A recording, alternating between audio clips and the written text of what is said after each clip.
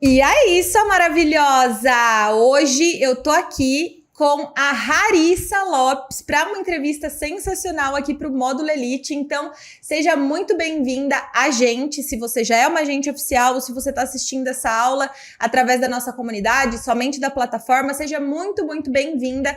Aproveita esse conteúdo de hoje, porque a gente vai falar de um assunto necessário, mas eu aposto e ganho que é um tanto quanto delicado aí no seu negócio, que é a parte financeira e contábil. Então, Rá, se apresenta para o pessoal. Antes de mais nada, muito obrigada por ter aceitado o convite para a gente gravar essa entrevista. Seja muito bem-vindo ao nosso Módulo Elite e bora bater esse papo. Para começar, se apresenta para o pessoal e a gente vai esquentando os motores.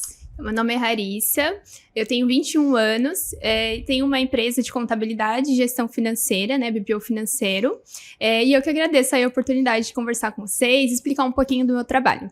Cara, é um assunto, a gente vinha falando um pouquinho nos bastidores aqui, que é um assunto que praticamente a maioria das pessoas não tem muito conhecimento, acaba sendo um conteúdo mais difícil. A gente fala muito nos encontros do FBI sobre o quanto muitas vezes a gente começa sendo eu presa e a importância de um financeiro bem ajustado, das coisas bem feitinhas, para a gente, enquanto empreendedora e empresária, conseguir dar os próximos passos, né? Então, tô bem animada de bater esse papo, porque eu acho que você aí do outro lado, se não precisa, com certeza conhece alguém que tá precisando. Então, presta bastante atenção nessa entrevista, tá bom?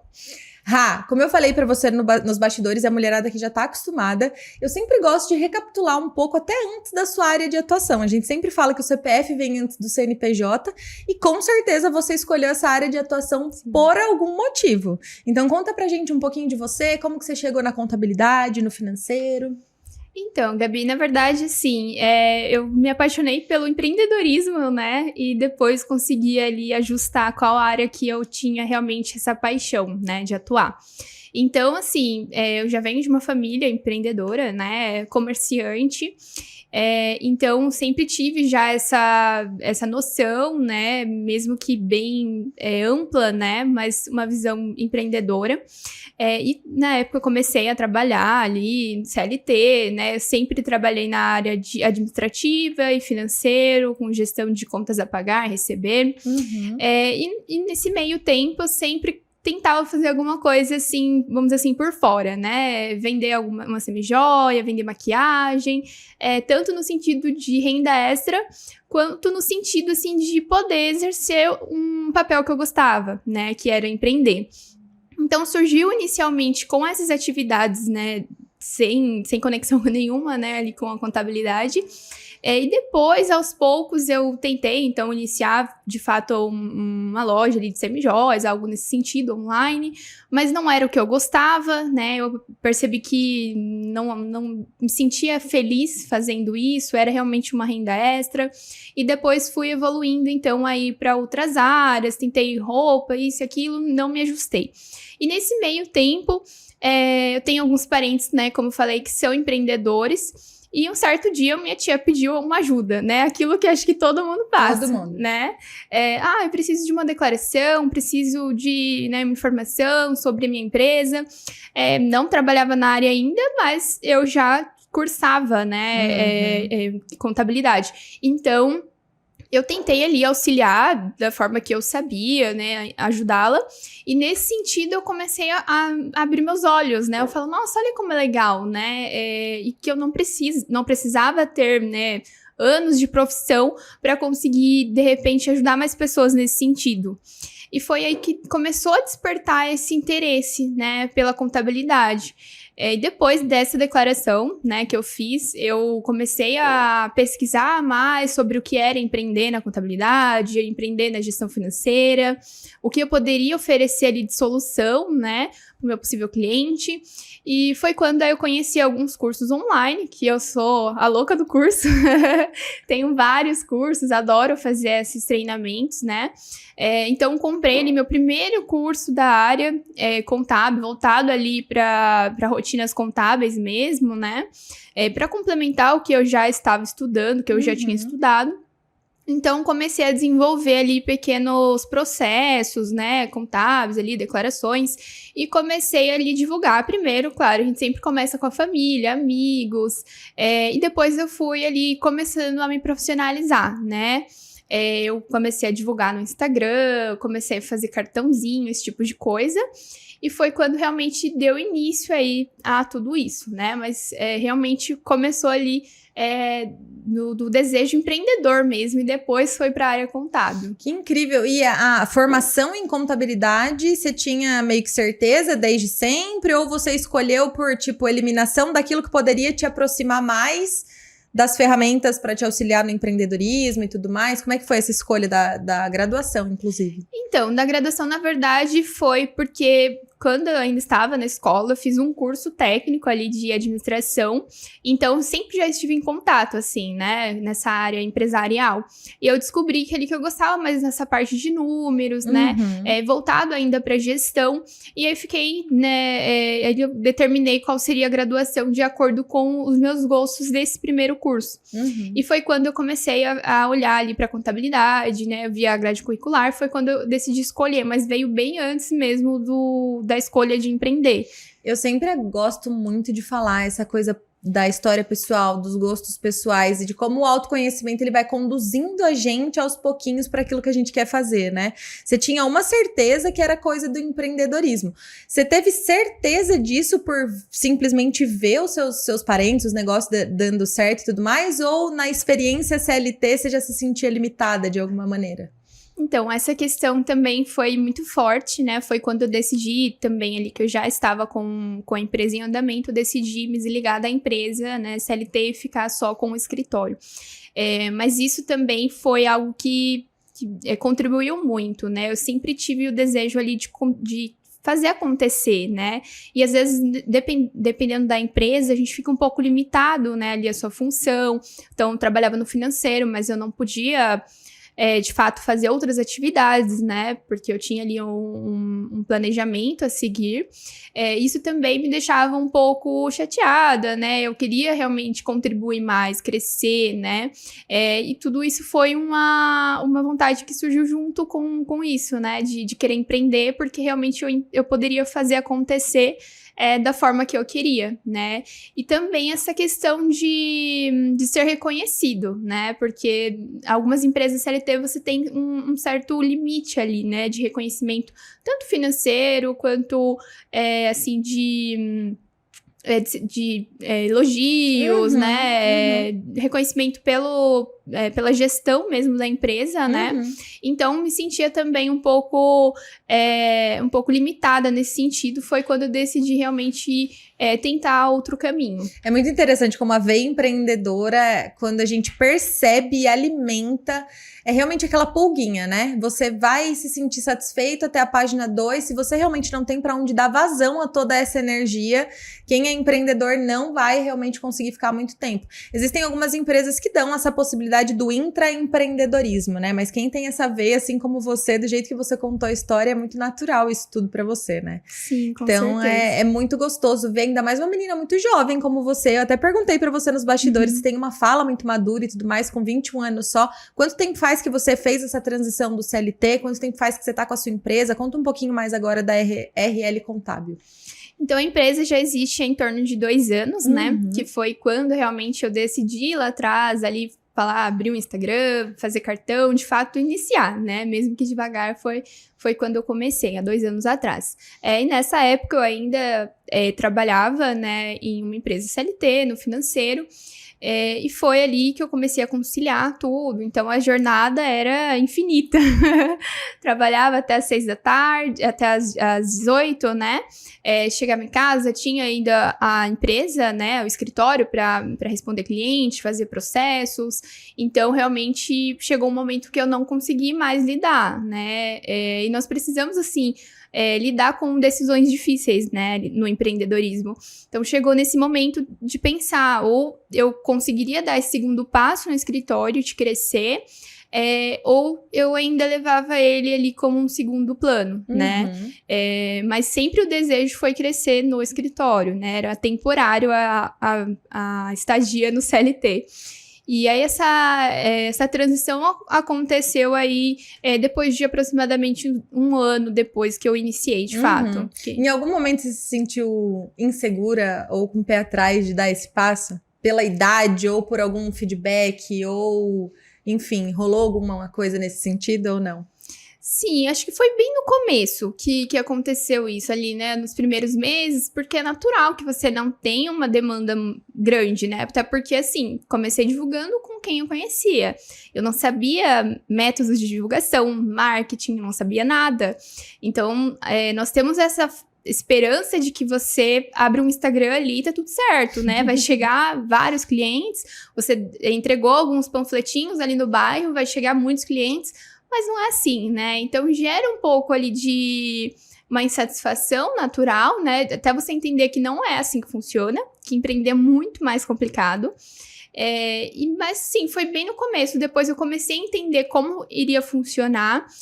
Por não depender financeiramente também do escritório no começo, né? Era como uma renda extra.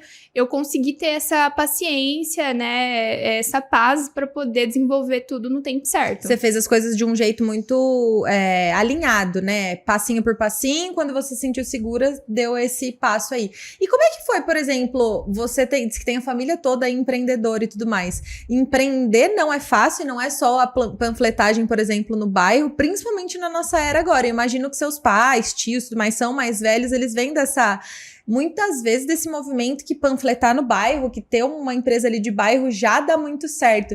Rolou alguma coisa, tipo assim, interna nesse sentido, do tipo, pitaco de gente que, tipo, tem um negócio que é diferente do seu e tudo mais, nesse início? Você tem apoio da família? Como é que é pra você?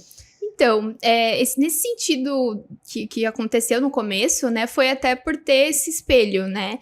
Então, minha família, quase que mais de 40 pessoas da minha família são empreendedores. Uau. E todos na área de beleza. Sério? Então, sim, todos ali, manicure, cabeleireira, design, enfim, todos na área da beleza. E é uma tradição até ali da família, né? São todos dessa área. E nesse sentido, só que eles são muito antigos, né? Assim, são anos de tradição, de profissão. Meu avô, por exemplo, até hoje ele está na área, ele já tem 75 anos. Que legal. E ele construiu a vida dele, né, com essa profissão. Mas é diferente, né? Quando a gente inicia no empreendedorismo, a gente acha que vai ser a mesma coisa, né? Porque eles, por exemplo, têm um salão no bairro, abre o salão, o cliente chega, atendeu, o cliente vai embora. Eles não fazem mais divulgação, não tem Instagram, não tem isso, não tem aquilo. Mas é diferente para quem tá começando, né? E são áreas totalmente diferentes. Então, gerou essa questão, primeiro, ali de espelhar e achar que seria igual, que eu precisaria ter um espaço que o cliente ia chegar. E também, assim, no sentido de apoio, minha família apoiou sempre abraçou, né, nesse sentido, por ver também essa paixão que eu sempre tive, né, esse desejo de crescer. E chegou um momento que eles viram também que não valia a pena ficar com essa jornada louca aí de trabalho, né. Foi eles, inclusive, que me apoiaram muito pra sair mesmo e focar no que eu queria. E aparentemente você é uma pessoa bem estudiosa no geral. Você falou que você é a louca dos cursos, mas várias vezes na conversa você falou, eu estudei pra ver como é que era na área, fui entender como é que eu podia empreender e tudo mais. Eu particularmente acho que essa é uma das maiores e melhores características do empreendedor. É tipo assim, você soma o desejo de empreender com esse não conformismo de tipo assim, nossa, não sei como é, ou então tenho espelhos de pessoas que fazem de forma diferente. Meio que você, analisou o cenário, foi buscar outras informações para poder fazer diferente, tanto que, por isso que eu puxei esse assunto.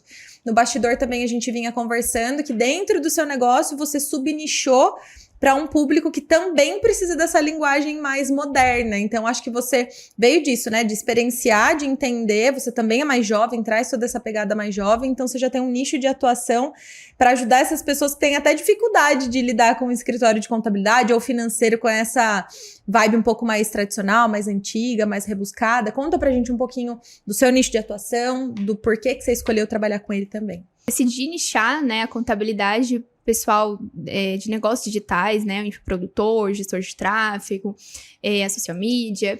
Então, por entender realmente como que funciona, né, ali a rotina deles, né, as dores desse público, e também por ter uma identificação, né? Eu me identifico muito ali com essa pegada mais moderna, com essa ambição, né, no bom sentido, óbvio, de querer crescer, né, sempre fazer mais, e isso é muito caracterizado pelo nicho dos negócios digitais, né, e eu decidi, então, escolher realmente esse nicho por esses motivos, né, e eu sempre busco, como você falou, assim, estudar muitas áreas, porque o empreendedorismo não é só entender sobre o que você faz, né? Não basta ser a melhor contadora, né? A melhor gestora financeira, mas você precisa também entender muito sobre vendas, sobre gestão, sobre relacionamento, marketing, enfim, por aí vai, né? Então,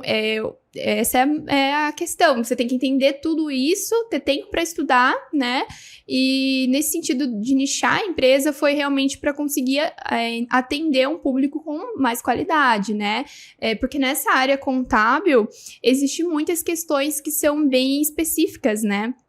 Cada público tem ali a sua tributação, tem o seu tipo de empresa, então é complicado você querer atender todo mundo sem ter realmente uma área que você domina, né? Então, realmente, procurar uma contabilidade especializada no que você trabalha, na sua área, te traz essa segurança, porque você sabe que eles estão olhando para todas as suas dores, para todos os seus problemas, como, por exemplo, o pessoal do digital tem uma dificuldade gigantesca com nota fiscal, por exemplo, né? Porque ali vende curso... O volume é alto, né? O volume é muito alto, né? A cada hora são muitos cursos vendidos e imagina se uma pessoa vai pegar, sentar e ficar o dia inteiro emitindo nota. Cara, desculpa te cortar, há 2 anos atrás? Nós estamos em 2023, 2021. Eu tive uma antiga sociedade, né, uma empresa, e assim, a gente dividia por setores. É até interessante falar que nas incumbências de nós duas, por incrível que pareça, eu que fazia parte do financeiro, lançamento de notas e tudo mais. Era parte do dia do mês que eu mais odiava, porque realmente você tinha que sentar o popô na cadeira lá, abrir o sistema, lançar notinha por notinha, não podia errar e tudo mais. Então era um momento ali em que eu me puxava demais. Nem sei se a gente fazia exatamente da maneira correta, porque o certo era lançar a nota no dia do acontecido, né? No dia da venda. Mas realmente, eu imagino que, ainda mais para quem tem volume ainda maior, que é o que acontece naturalmente no digital hoje, é um desafio muito grande, né? Sim. E é o que a gente vinha falando, inclusive, no último encontro. Muitas vezes a gente dedica um tempo ali numa coisa que, poxa, você nem é tão bom, você vai demorar mais tempo, é um negócio que te irrita, e aí você fica estressado, incomodado por estar fazendo aquilo, perde energia para fazer aquilo que você realmente é bom. Então, delegar essas partes, além de dar mais segurança, mais acolhimento, mais chance de não errar, de não correr um risco mais lá para frente, sei lá, de vir um montão de imposto para você pagar por ter feito coisa errada, enfim. Acho que é muito importante. E tem uma coisa legal que você falou, muitas vezes, que eu percebo que é a palavra empatia, né? 2 pontos, na realidade. Um deles é você se conhecer durante toda essa jornada, entender o que te cativa, entender um pouco do que você passou, e dentro das possibilidades de atuação da sua área, você procurou um lugar que você se identificasse, porque a partir dessa identificação, aí entra a empatia, onde você consegue se colocar no lugar do outro, ter uma melhor tratativa, entender as dores, e eu acho que tem uma palavra muito importante que entra ali, principalmente nessa área que é tão sensível do financeiro para muitas pessoas, que é a sensibilidade. Então, se você sabe que você tem um prestador de serviço ali que tem sensibilidade para entender as suas questões, que vai tratar com seriedade, né, falando realmente o que precisa ser feito, mas não de um jeito duro e ríspido, né, porque eu vejo, inclusive já aconteceu comigo antes de... eu ter meu marido para me ajudar com isso e de precisar ir, de pedir orientação e tudo mais, a pessoa que é do financeiro e da contabilidade falar aquela linguagem financeira, né? Aquela coisa muito rebuscada e tipo assim, você que se vire para entender o que eu tô falando, não tinha uma facilitação na comunicação. Acontece muito isso, né? Com certeza. Até estive aí em contato com alguns clientes e essa é uma dor que realmente acontece. Entender realmente o que ele precisa contribuir com a contabilidade, né? Porque não basta você contratar uma contabilidade qualificada, especializada, você também tem que ter seu papel, né? Como empresa, ali enviar documentação, entender, né, alguns termos ou alguns envios, né, da contabilidade. Então, isso tem que acontecer, né? Mas nós, como empresários, temos que entender essa dor do cliente, né? E falar do jeito que ele entenda, se precisar até desenhar, né? Mas o importante é que ele realmente não saia de uma conversa com mais dúvidas do que ele entrou, que é o que muito acontece nessa área, por ser realmente um assunto bem complicado, né, bem específico sobre imposto, alíquota, tipo tributário. Então, normalmente os empresários não querem entender, né, a fundo o que realmente ele vai precisar, ele quer só entender, olha, quanto eu vou pagar de imposto, que dia, o que eu preciso te enviar, então esse tipo de coisa. Mas para você chegar nesse ponto, você tem que ter confiança no seu profissional, né? Como você não quer entender nada sobre isso e também não vai ter confiança em quem tá fazendo? Porque muito pode acontecer futuramente, né? Problema com a receita, imposto que pagou a mais, a menos, guia de recolhimento errado. Então, isso tudo pode acontecer. Então, antes de tudo, a pessoa, como empresário, tem que ter essa confiança ali, né, nesse prestador de serviço, porque ele realmente vai ser um guia, né, para conseguir resolver todos esses problemas. Com certeza. E eu queria que a gente falasse um pouquinho, eu sei que parece um assunto muito simples, muito básico, mas especialmente sobre a diferença entre esses dois serviços, que seria o BPO financeiro, tem gente até que pode ser que nem conheça o termo, né? Então, o BPO financeiro e a parte da contabilidade, e se dentro do seu trabalho você faz, por exemplo, um ou outro, ou apenas a junção das duas coisas, serviços pontuais, enfim. Então, como que funciona? O BPO, ele é um termo atual, né? Ele não é muito falado ainda, ele é bem específico, mas nada mais é que a terceirização do financeiro de uma empresa, né?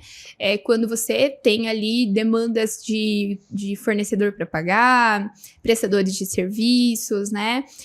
Tem que gerenciar também, de repente, alguns recebimentos de clientes. Então, o setor financeiro, ele faz toda essa gestão, né? Do que tem a receber, a pagar, faz um fechamento para você entender, né? Porque hoje também muito acontece isso, ainda mais no digital. As empresas crescem de forma muito rápida e as pessoas não conseguem ainda desenvolver essa mentalidade de fato empreendedora, empresária, né?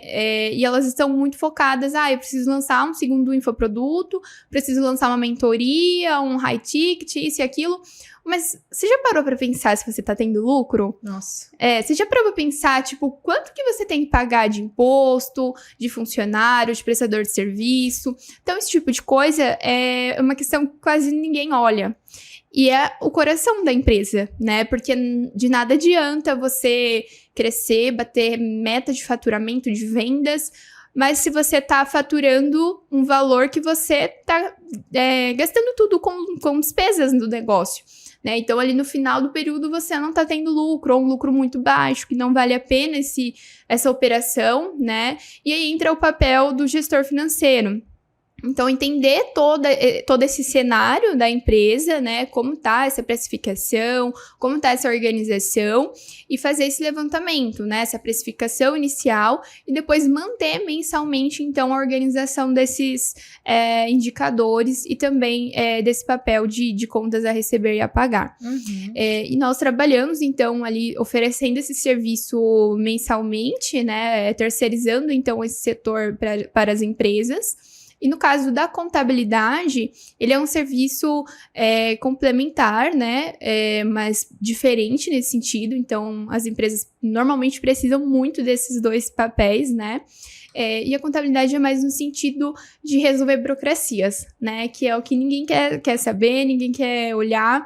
E se você tem um bom contador, se você tem uma empresa de confiança, você pode te dar esse luxo de falar, olha, está em boas mãos, eu vou enviar o que eu preciso, eu vou olhar para o que eu preciso e ele vai resolver, né? Então, nós fazemos ali a contabilidade mensal das empresas, né? Que de fato ela é obrigatória, inclusive, né? Todas as empresas acima ali do MEI tem que ter o contador mensalmente, porque são várias declarações, várias documentações que nós precisamos enviar para a Receita Federal, analisar. Então, nós fazemos todo esse papel, né? Registro de funcionário, folha de pagamento, ali o balanço, né? Toda essa parte burocrática. E realmente nós atuamos também de forma bem estratégica, né? Inclusive, essa parte do pessoal do digital, ele requer esse olhar um pouco mais detalhista, né? Porque muitos, como falei, eles começam pequenos e 6 meses, 1 ano depois, eles já estão faturando muito. Isso é claro, muito bom, todo mundo quer, né?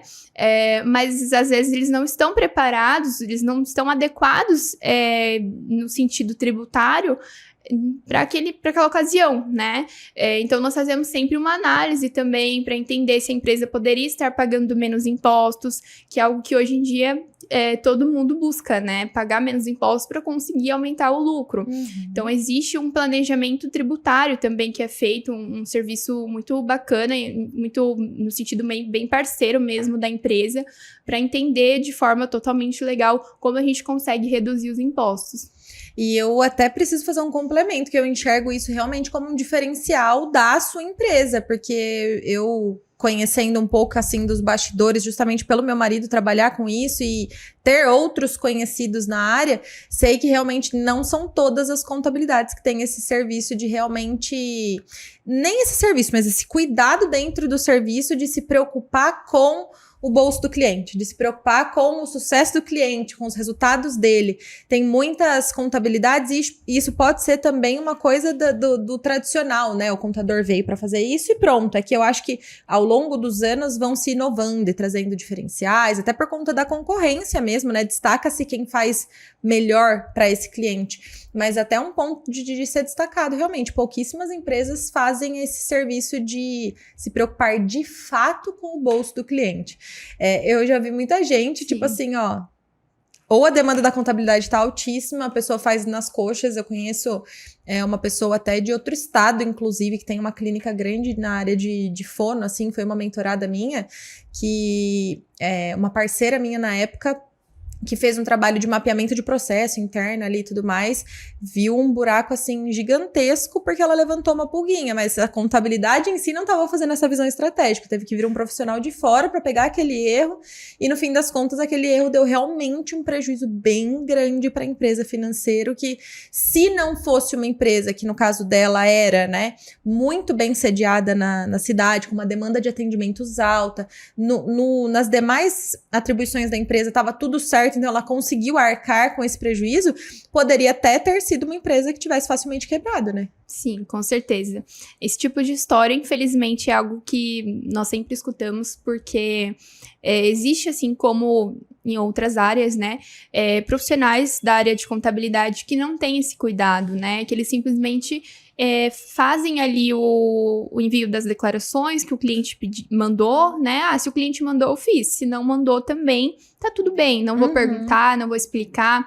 E muitas das vezes falta direcionamento, né? Não é porque o cliente ele quer fazer errado, ele quer sonegar o imposto, porque ele não sabe. Ele não sabe. Ele não tá preparado, ele não teve o treinamento que nós contadores tivemos, né? Pra entender tudo isso. E tem muitas variações dentro da contabilidade. Sim. É o que você trouxe um pouquinho antes, né? Cada segmento tem um detalhe específico, tem uma declaração específica, uma coisa específica, e às vezes um detalhezinho no meio do processo faz toda a diferença, né? Sim, com certeza. Então, assim, tem que ter esse olhar detalhista, tem que ter essa preocupação de fato com o cliente, porque a intenção não é só mandar ali um imposto, fazer ali a declaração, porque isso realmente é algo mais comum de encontrar no mercado, né? Mas realmente uma contabilidade que olha com esses olhos estratégicos, que entende como funciona um mercado, né, digital, como funciona ali desde uma reunião online até o tipo tributário de um e-book, né?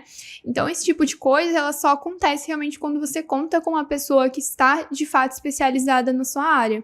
E até um pouquinho antes, uma dúvida pessoal minha mesmo. Você falou sobre o BPO e falou sobre duas partes, né? A terceirização do financeiro. Tem a parte que ela é mensal, de fazer o operacional do financeiro mês a mês, e tem essa parte, por exemplo, de entender onde ele está tendo prejuízo e tudo mais. Você ajuda nesse sentido, por exemplo, de, sei lá, precificação de algum produto, nesse detalhe você consegue entrar e contribuir também? Sim, com certeza. Então, aí seria mais no sentido de uma consultoria. De uma consultoria. Uhum. Isso, nós trabalhamos com a consultoria financeira e, de fato, para levantar esses dados e mostrar para o cliente, né? Porque é isso que acontece. Às vezes chega com esse problema. Olha, eu estou faturando cada vez mais, o faturamento está crescendo constantemente, mas a gente não está vendo lucro, né? Acaba o mês ali e tá sempre com o mesmo valor no caixa. Às vezes a gente não consegue fazer o investimento que deseja. Isso sempre acontece porque tem algum problema na precificação. Eu ia falar, né? E às vezes a precificação pelo padrão, né? Tipo assim, no mundo do digital tem muito aqueles preços específicos e até uma percepção de valor para cada tipo de produto. Por exemplo, um e-book vale X. Uma consultoria básica vale Y, 97, 147, 197. Sim. E aí, a pessoa que tá aqui do outro lado pensa, às vezes, no volume, né? Tipo, se eu vender X a esse valor aqui, dá ali o valor que eu preciso. Mas ela tá precificando o padrão pelo mercado. Ela não consegue saber o que ali realmente ela tem que levar em consideração, não só em termos de valorização do produto, que isso é uma coisa, né? Mas em termos de custo mesmo, né? De todos Sim. os detalhes. Isso é muito importante. É muito Exatamente. engraçado como muitas pessoas erram nisso, né? Com certeza, porque é isso que acontece, né? Normalmente fala assim, eu vou trabalhar, por exemplo, com um nicho um pouco mais simples. Então eu vou para 97, 147. Eu vou trabalhar com high ticket. Então eu vou precificar, sei lá, 597, R$1.000. Mas assim, o que você tá entregando? Em quê? O que você tá entregando? Às vezes um curso que você tá cobrando R$1.000 é um curso que você tem ali mais de 30 aulas, muitos bônus, e de fato você considerou quantas horas você levou para gravar esse conteúdo, quanto você investiu em estrutura, vídeo profissional, vestimenta, enfim, né? Tudo isso. E também muito não se fala, na verdade, sobre o custo fixo, né, que esse pessoal tem, porque normalmente eles trabalham em casa, acaba às vezes alugando algum espaço em alguns momentos específicos, mas na maioria das vezes eles não têm um espaço, né, um aluguel ali, um espaço físico que tem um custo, né, mensal. Mas ainda assim, é necessário você entender que você tem que precificar de acordo com a sua realidade. Então, se você trabalha de casa, tem que ter um percentual desse custo de casa para o seu produto. Nossa. Né? Então, isso nunca é se falar, eu trabalho de casa, a casa é própria, eu que pago minha conta de energia. Mas calma, a empresa também tem que levar parte desse custo. Né? Então, tudo isso são pequenos detalhes que no final dos meses a gente consegue identificar uma perda muito grande. Faz toda a diferença, né? Sim, com certeza. Caramba, eu tô bem impressionada, assim, como é completo o trabalho e como é um serviço que realmente quem trabalha no digital precisa. Eu vejo que o digital, ele dá essa visão de escala muito rápido e brilha os olhos, né, e tudo mais, mas eu nem gosto de alimentar essa crença, né, daquilo que vem rápido, vai rápido, mas se vem rápido e você não se preocupa em algum momento, eu não tô dizendo que às vezes no começo é legal fazer mesmo e aí você vai ajustando no meio do caminho, tá tudo certo, mas se em algum momento você não olhar pra isso, o prejuízo vem com certeza. E sabe o que eu quero pedir pra você? Apertar uma tecla SAP, eu sempre gosto de simplificar. Quando a gente fala de serviços digitais, se puder colocar uma lista aqui mesmo para as pessoas se identificarem para quem elas podem, inclusive, indicar o seu negócio também, acho que facilita bastante. Sim, então nós consideramos, né, serviços digitais, então todo o pessoal que vende ali um curso, um e-book, né, que é um infoprodutor, o pessoal que também presta um serviço no digital, então se você é um gestor de marketing, uma social media, um copywriter, né, então todos esses prestadores de serviços que estão ligados, né, diretamente ou indiretamente ao digital, são considerados aí nesse mercado, né, do pessoal do digital, que é o que a gente consegue atender com qualidade. Nossa, acho que seria incrível, inclusive, a sua empresa entrar ali já dentro, eu não sei se você deve ter algum negócio desse, mas já dentro da equipe de gestão de projeto, lançamento e tudo mais, para não precisar nem olhar para isso depois, mas já olhar enquanto um projeto está acontecendo, né? Porque eu vejo muito, eu já estive do outro lado. Hoje eu continuo trabalhando, né, com mentoria, venda de infoproduto, uso plataforma de venda de infoproduto, mas no passado, quando a gente teve coprodutores, muitas vezes o coprodutor faz parte de precificação, faz parte de esses detalhes que essas pessoas não sabem fazer.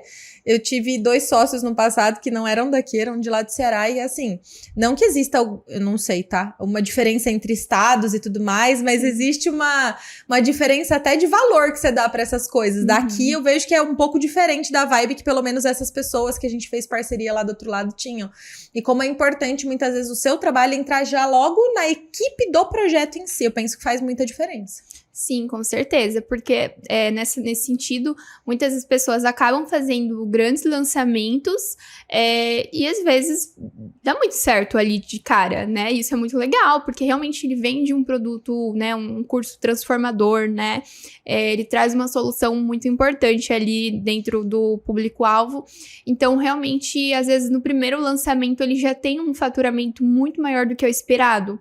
E isso é bacana, desde que ele esteja acompanhado, né? Porque também existem alguns casos aí que nós conhecemos de pessoas que fizeram aí lançamentos maravilhosos, né? De acordo com o que é falado aí de 6 em 7 e tudo mais do digital.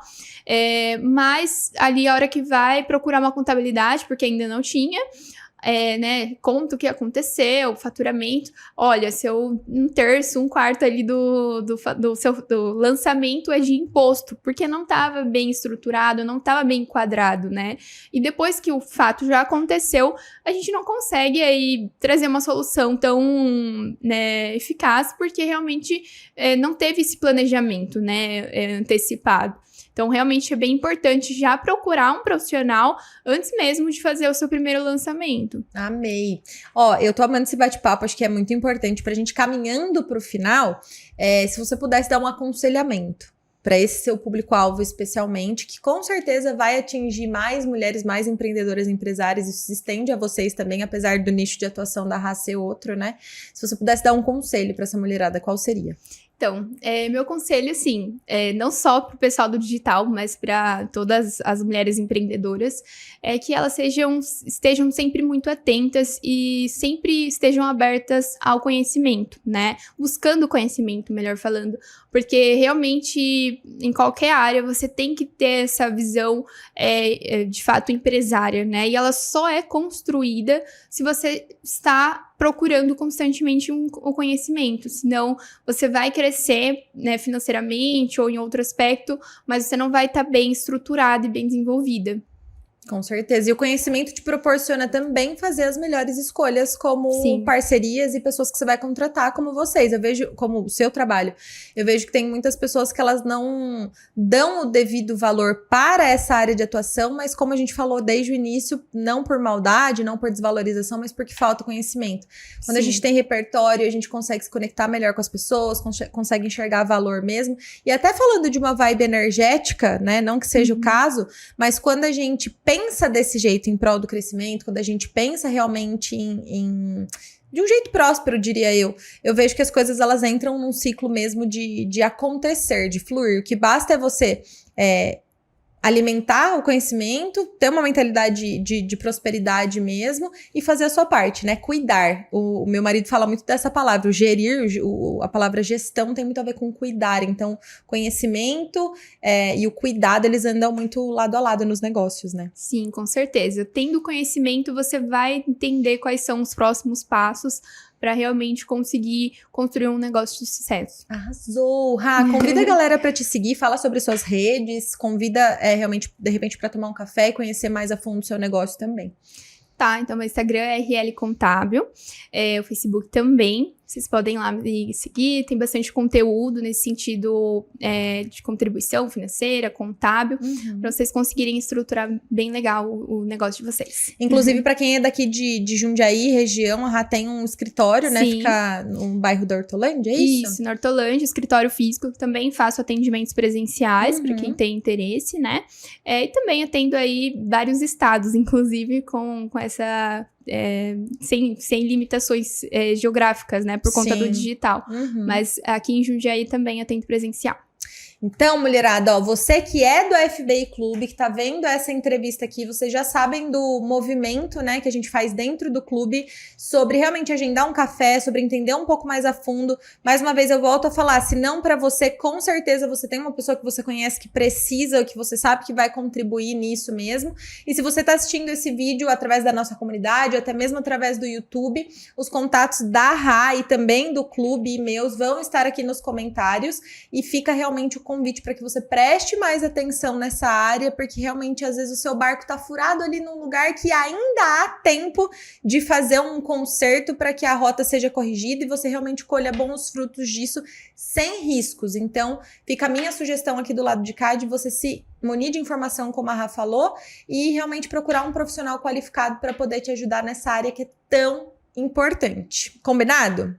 Rá, obrigada pelo nosso bate-papo. Mesmo, obrigada pela troca, parabéns pela sua tão pouca idade, eu sei que é meio clichê falar isso, mas pela sua tão pouca idade, pela maturidade, pelos resultados que você já tem, fico muito feliz em ter você no clube e poder não só dividir conhecimento, mas também aprender com você, porque de verdade, que incrível, que visão de negócio, eu faço votos que você cresça muito e ajude muitas pessoas ainda. E eu que agradeço pela oportunidade. Imagina, um beijo pra vocês e até a próxima entrevista do Módulo Elite.